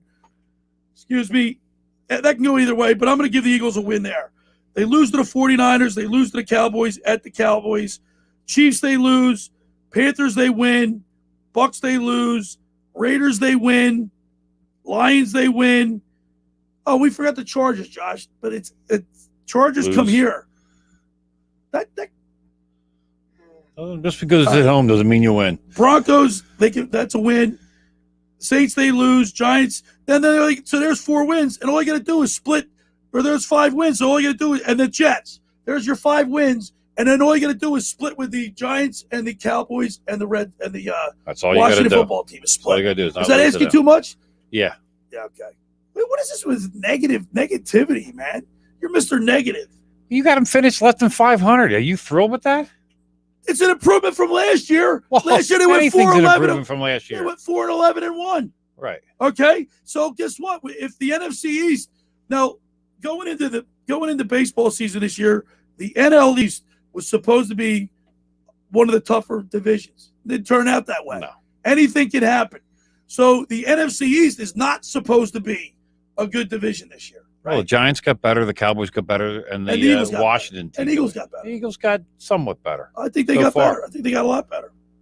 Yeah, well, now Ryan Kerrigan had surgery, so he's out for a little while. No, it's some surgery. It's minor surgery. Yeah, I know it's minor, but still. I mean, you didn't have Devontae Smith. Use your thumb as a. Well, so really quick, Devontae Smith was just upgraded today. Right. He has a helmet on at practice. He's now day to day. He's no longer week to week. Okay. So he's upgraded. Ryan Kerrigan, they said if it was a regular season game they needed to win, he could have played on Thursday. Now, defensively, just would have had one of those big casts on his head. Defensively, the Eagles started with. They said 7 to 10 days. Defensively, the Eagles started with Brandon Graham, Hargrave, Cox, Bennett, Wilson, Alex Singleton, Steve Nelson, Darius Slay, Maddox, Epps, and Harris. That was your starting lineup. By the way, Hargrave got a sack on Thursday night. Yeah, I thought for the most part, I thought they looked pretty good. I was just looking for looks. I wasn't looking for stats in a preseason game. I was very intrigued that the certain linebackers got more playing time than I expected on Thursday night. Right. I thought it was interesting that TJ Edwards and Sean Bradley both got way more playing time than I expected. I think Sean Bradley might have just earned himself a roster spot Thursday night because he was running all over the field. He looks like he got bigger and stronger and faster in the offseason. Bradley had, if you look at just at the tackles, Epps had 7 tackles.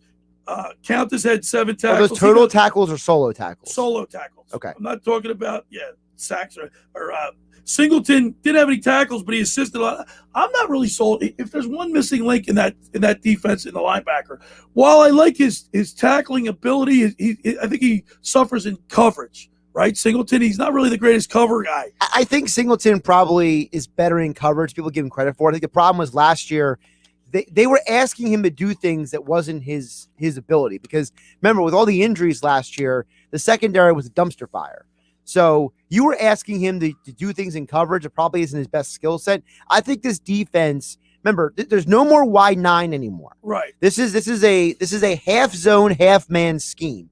You're going to see a lot of cover 3, a lot of zone blitz, a lot of cover 2, things like that. But like the offense where they kept it vanilla, they're not showing. They're just running plays, if you will. Right, but they're it's plays also in the playbook, but it's not. It's the concept of the fact that you're not running this wide 9 anymore. Right. You're leaving guys on an island. And the same philosophy, like you said, is on defense. They're working on what they're working on, but they're not showing anything. Sirianni even said that Of course, no one's really given their game book out right at this time of the year. They're just trying different things to see what works. Yeah, only idiots like Chip Kelly do that. By the way, the first half time of possession, the Eagles, the Steelers were 16 minutes and 52 seconds, and the second half, in the first half, the Steelers had 16 minutes 52 seconds of time of possession, and the Eagles had 13 minutes. So it was only a 3-minute disparity in the first half. That's not a lot. Well, that's not a lot, Scooter. Okay, well, it's not great. It's not bad. They went at halftime. They were leading 16-7. Right.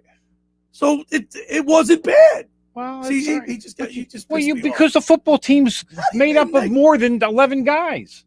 It's made up of a lot of guys that you need to come in, and with the they Eagles can only carry a 53-man roster. Right. So everybody that played in the second half, you're not even going to see. There'll probably be on other teams.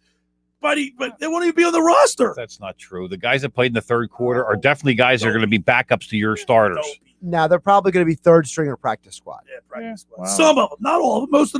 Most of the people that played in the fourth quarter probably won't even be on the team. Well, no, I said third quarter. Yeah. Fourth quarter in the. That's where they ran up their stats. If you look at the stats, that's where they ran up everything. Well, also remember, look who the Steelers' fourth quarter guys are doing the same thing. Well, look who this, but also look who the Steelers quarterbacks are. The Steelers played 3 quarterbacks on Thursday night who have all started more games in recent years than Joe Flacco and Nick Mullins combined. First half, first downs, Eagles had 10, Steelers had 9 in the first half. Okay. How's that for stats? That's great. Stupid. That's great. And the Eagles got no they were working on things, Scooter. You can't. Well, you got to work on. You got to get first downs. You got to move the ball. Comment. You said, the defense couldn't get the Steelers off the field by 38 more plays. They couldn't stop the run. They couldn't do anything. One of the problems also was that you could tell that the Eagles' fourth string guys, they had no ability to deal with the Steelers' backup offensive linemen. They were just so. By the way, really quick.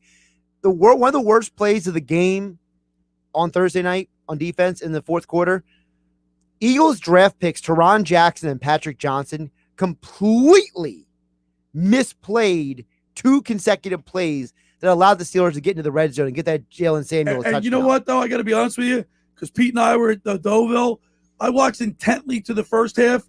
By the second half, by the fourth quarter, I lost my interest. I really didn't even watch that. You were passed out drooling on the bar? No. By the way, just total net yards. Pete Thompson told me they had a good time. We had a great time.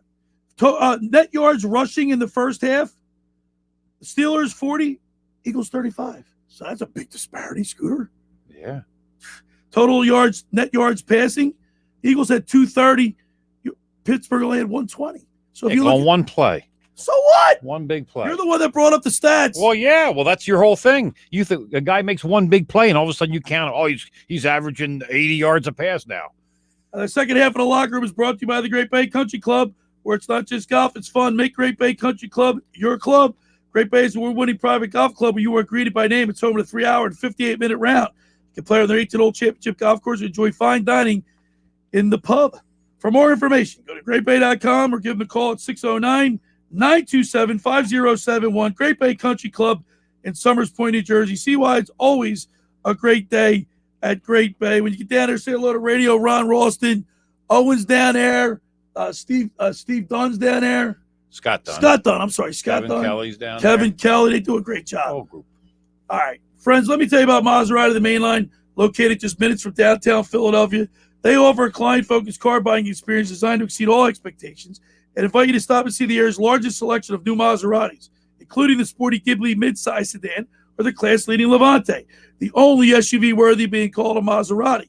Maserati, the main line, also leads the nation in certified pre-owned sales and has the highest quality like new Maseratis available on the market.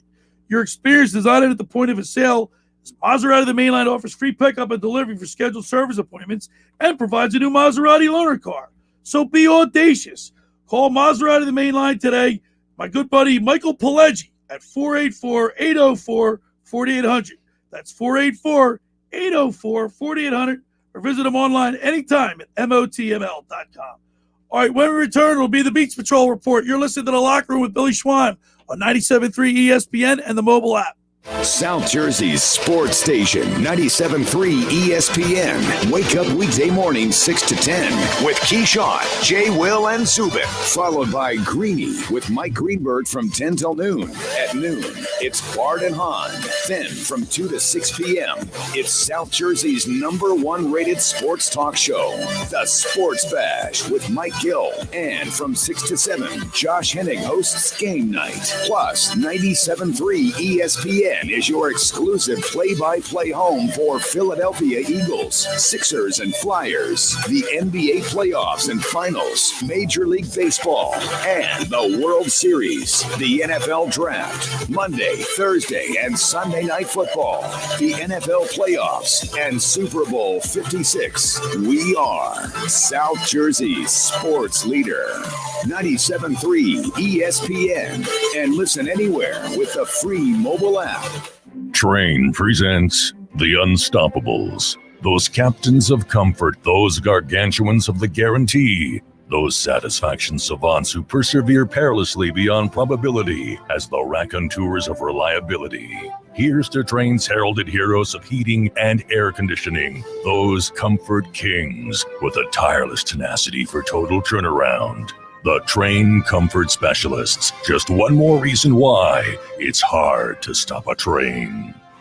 Hi, this is Joe Lenigan, owner of Lenigan Plumbing, Heating, and Cooling. Call us today for your free train system quote at 609-399-1200 or online at ocnjplumber.com.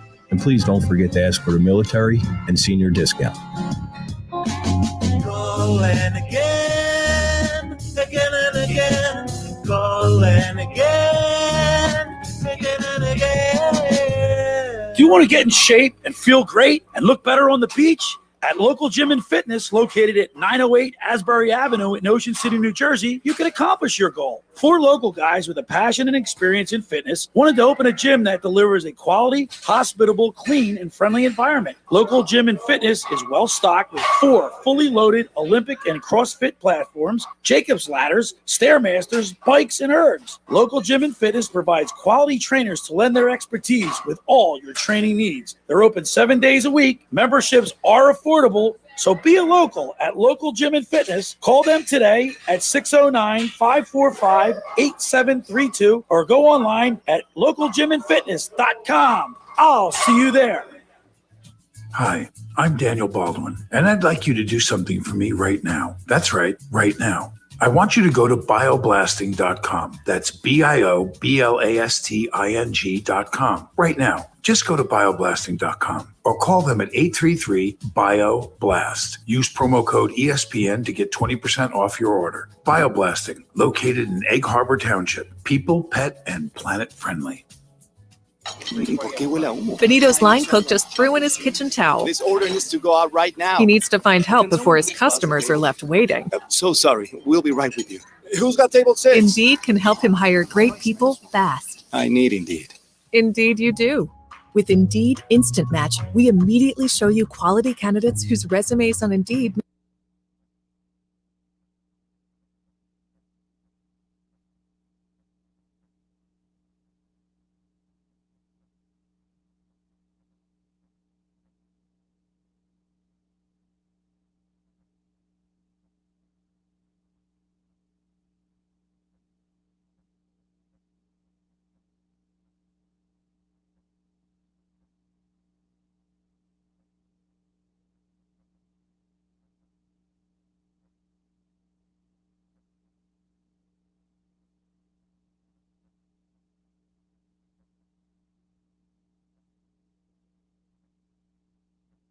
All right, I just want to say one last thing about the Eagles. And we just agreed, Josh and I just want to see them go in the right direction. That's all. And I think if they went 4-11 and won last year, I'm not expecting this team to go to the Super Bowl. I think they can win 8 games. And even if you can't give me a hypothetical, well, if they get hurt or if they do that, no. You want them to make progress with a new coaching staff, a new quarterback, and some new draft picks. That's all you can ask for.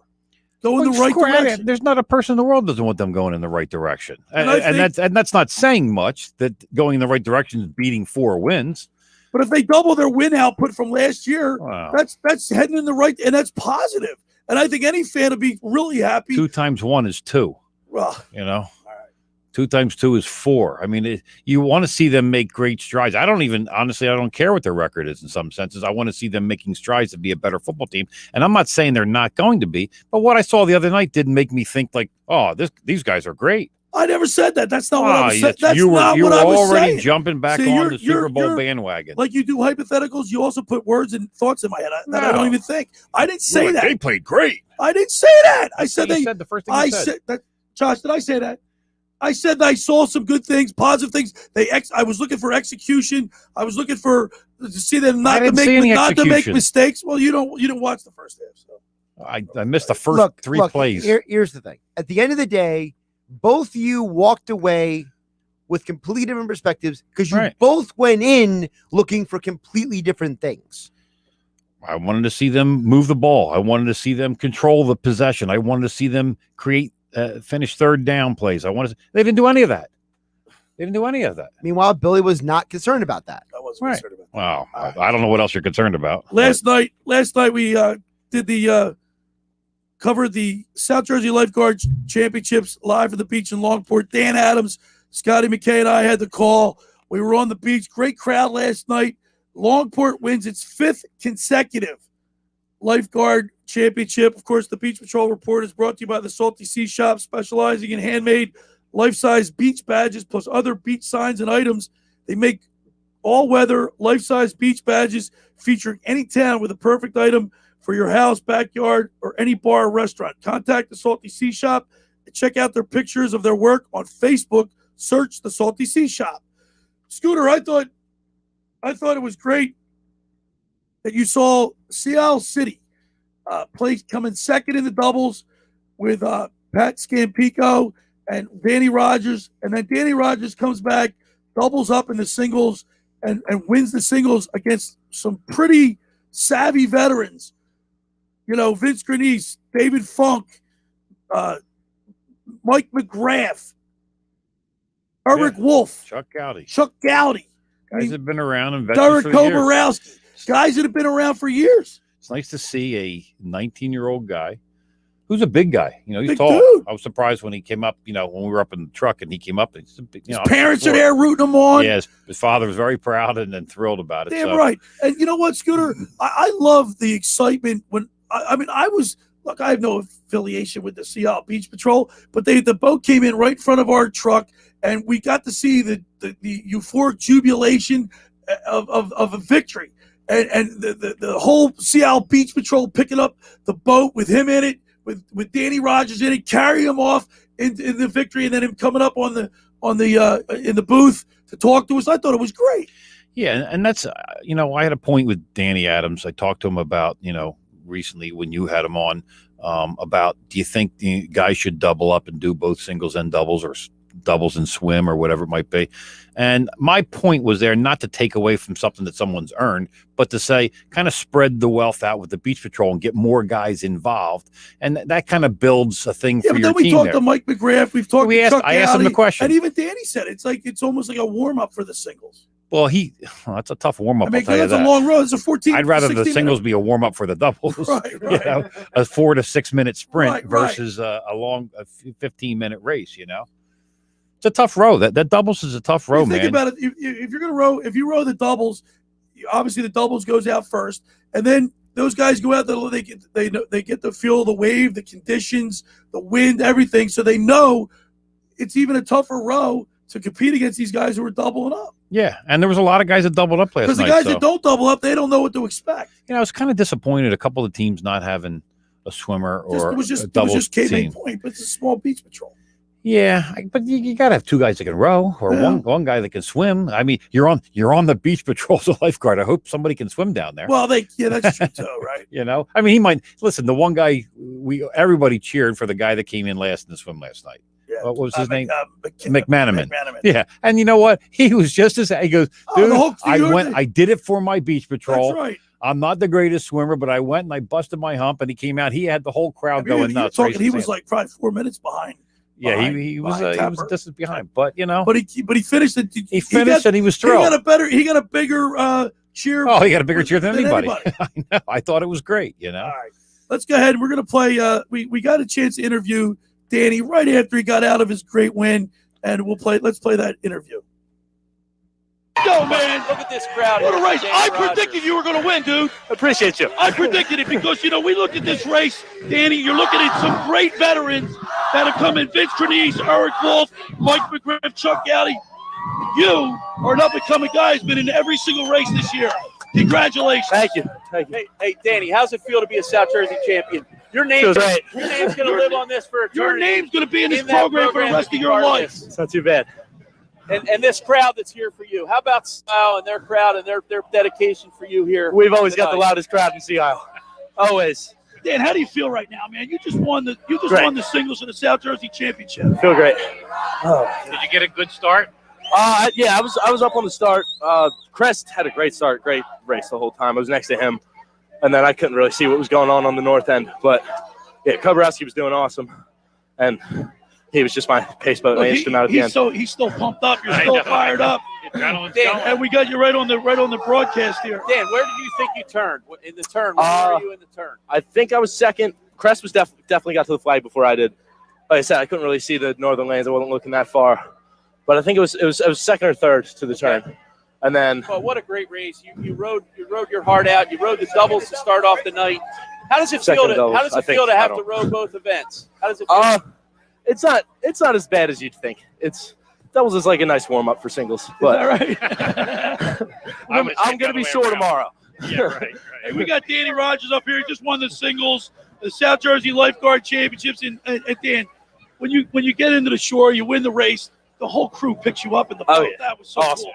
Awesome. And we noticed that David Funk came up and was the first one to congratulate. Yes, he was. I haven't seen him all season, I guess, until Mar Yates. He's awesome. he blew our doors off at Margate's. Yeah, he's one of the greatest rowers of the history of South Jersey racing. But, we were talking up here before the start of the race and then when the singles started that if McGrath and Gowdy did not place in the singles event and you won, which Billy did call, we'll give it to him, Sea Isle is the South Jersey champion. But McGrath placed. McGrath got second place.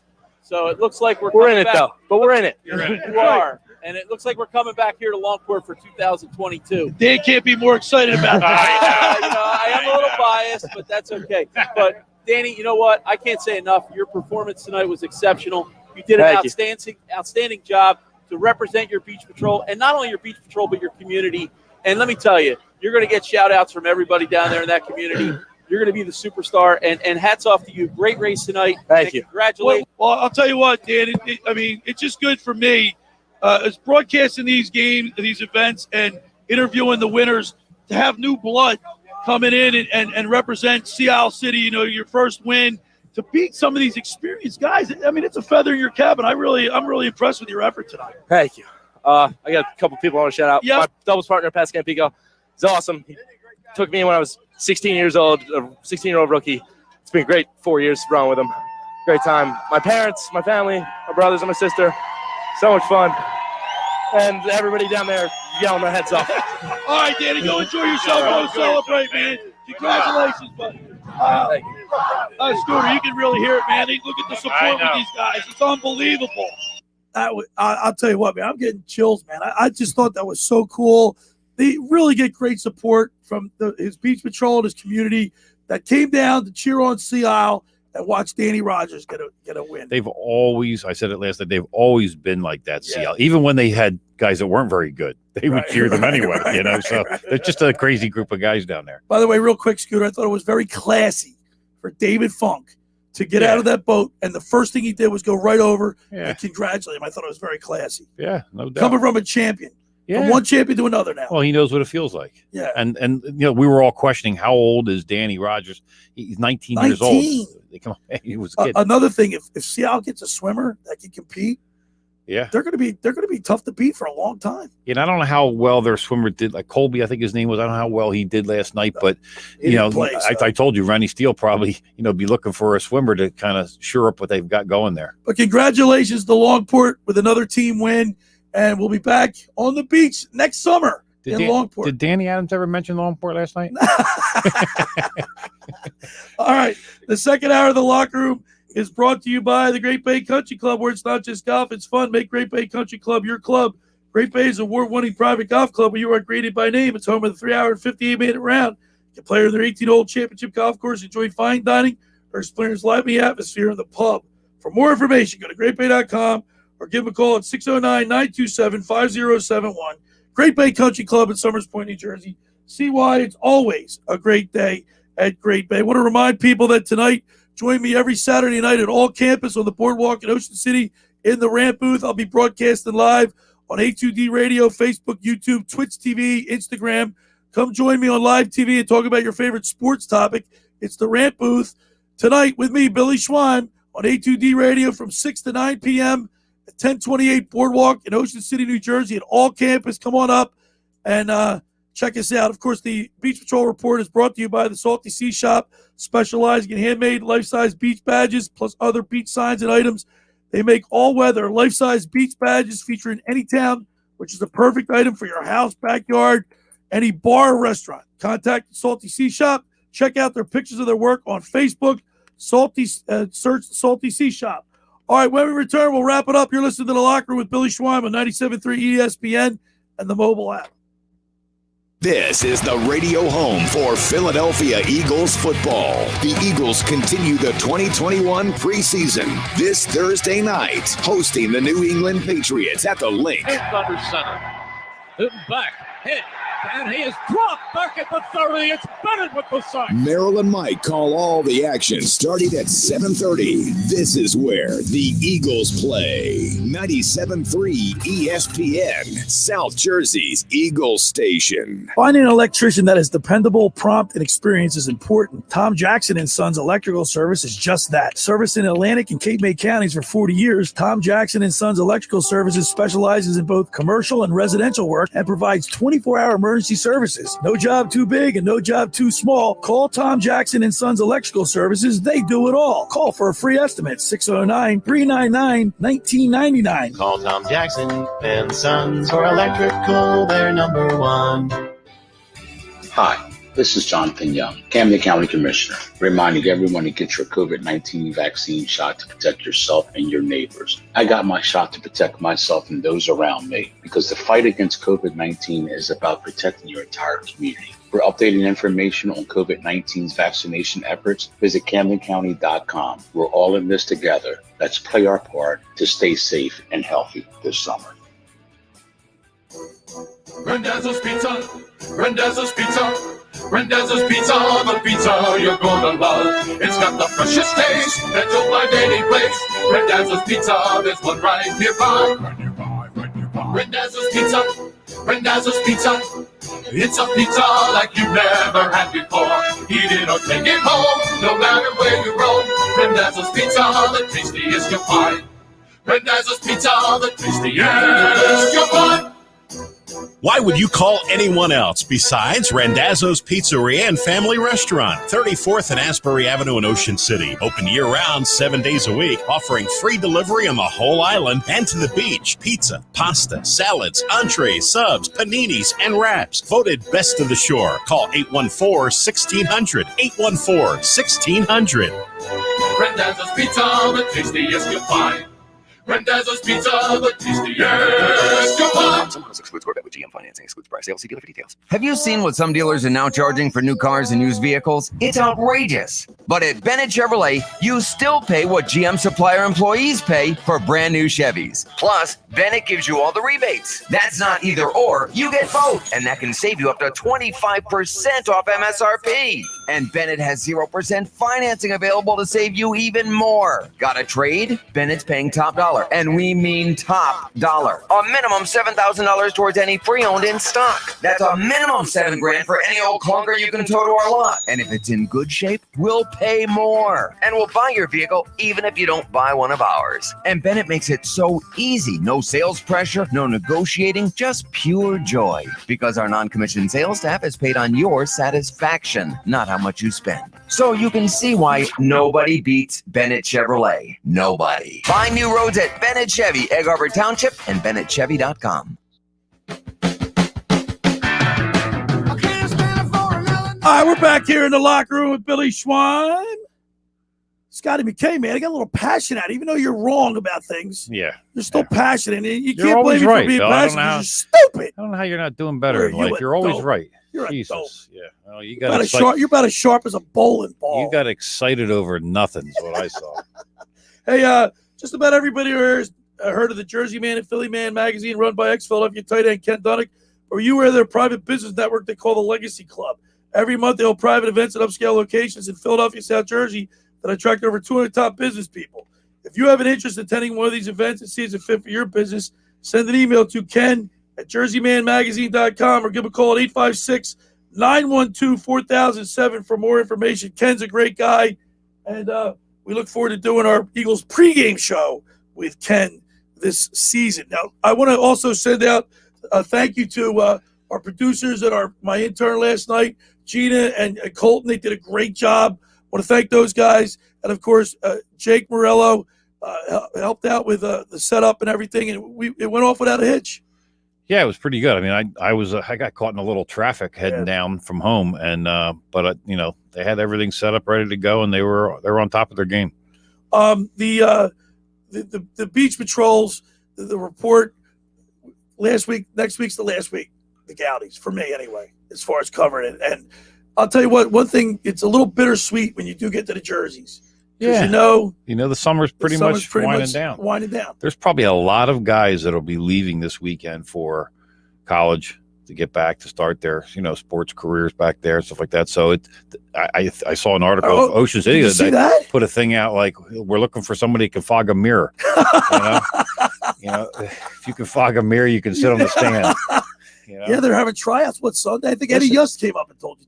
Bobby might even be able to get a job. Bobby, you'll float to the thing.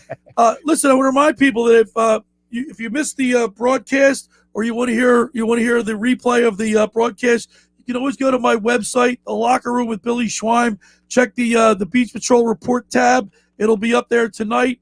Also, YouTube. It'll be up on the YouTube. You can any interview, the Charlie Manuel interview.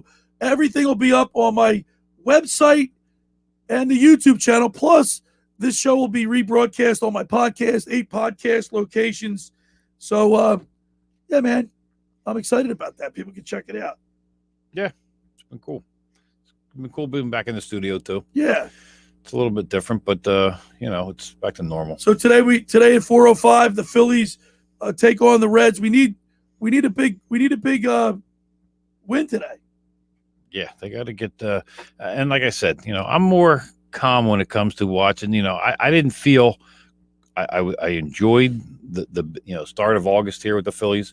I enjoyed them getting up by 2.5 games, but we're right back to we're tied again. Well, still in first place though.